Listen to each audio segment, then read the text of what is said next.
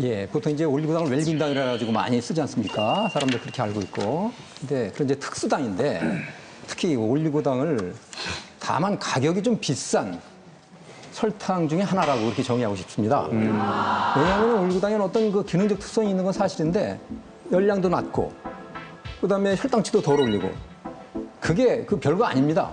왜냐하면 올리고당이 잘 소화가 안 되거든요. 그렇기 때문에 생기는 현상들이에요. 근데 많이 먹으면 설사라는 이유가 바로 그거거든요. 예. 그리고 시중에 팔고 있는 이 올리고당이 100% 올리고당이 아닙니다. 일반 단순당들이 더 많이 들어있어요. 사실은. 예, 100% 그 올리고당의 기능을 기대할 수도 없는 거고요. 예. 그리고 또 중요한 게 정제당이라는 사실입니다.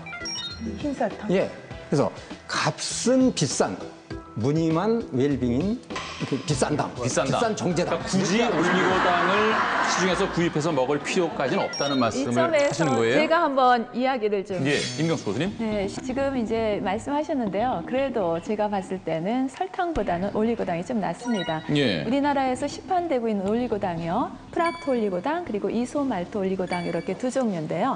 이 프락토 올리고당의 경우에는 설탕을 원료로 해서 만든 것은 맞습니다. 그 제조 과정에서 100% 올리고당으로 되지 않고 한 10에서 15%는 설탕 성분이 남아 있어요. 그래서 이제 뭐 100%가 아니다 그렇지만 나머지 80에서 85%는 프락토 올리고당이거든요.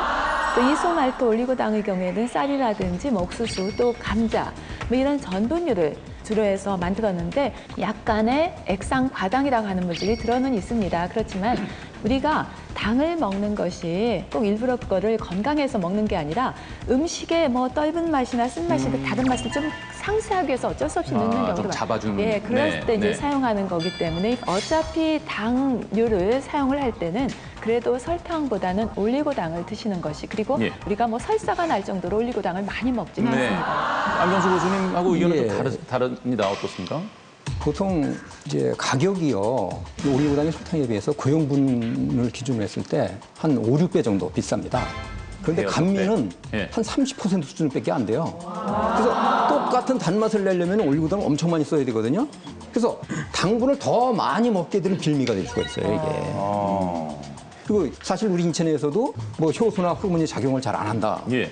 그래서 그런 걸 고려할 때 그렇게 비싼 값에 꼭 올리고당을 사 먹어야 되겠느냐 예. 의심을 가지고 있습니다. 예. 예. 김태민 교수님. 예, 일단 우리 교수님들도 의견이 이렇게 갈리시는 것처럼 우리 소비자분들은 사실은 선택하기가 굉장히 어려운 문제거든요. 예, 어려워요. 헷갈려요. 그럴 때 제가 볼 때 가장 좋은 방법은 우리 식품의약품안전처에서 기능을 가지고 있는 것을 지정해 준 원료가 있습니다. 네. 그 경우에 우리 프락토 올리고당이나 아니면 키토 올리고당 같은 경우에는 뭐 배변 활동을 원활하게 해준다든가 아니면 유익균을 증식시켜준다는 그런 기능이 있다는 것을 인정받은 게 있기 때문에 모든 올리고당이 뭐 설탕과 같다 이렇게 매도하는 것보다는 예. 특정 올리고당의 경우에는 충분히 기능성이 있으니까 그걸 좀 선별해서 소비하고 섭취하는 게 가장 좋지 않을까 생각합니다. 예, 예. 박태준 교수님. 그러니까 올리고당이 주는 효과를 제대로 보려고 그러면 어떻게 쓰는가도 중요합니다. 네. 특히 프락토 올리고당 같은 경우는 70도 이상으로 가열할 때는 이게 단맛이 현저히 떨어지거든요. 그렇기 때문에 먹다 보면 별로 생각보다 달지 않다 보니까 더 많은 양을 넣게 됩니다. 이거는 애초부터 기대한 효과가 아니죠. 도리어 단맛에 대한 민감도를 떨어뜨릴 수가 있기 때문에 음식을 하실 때는 가급적 마무리로 나중에 맛을 볼 때 뜨겁지 않은 상태에서 넣어야지 제대로의 효과를 볼 수 있다고 예, 생각합니다. 예.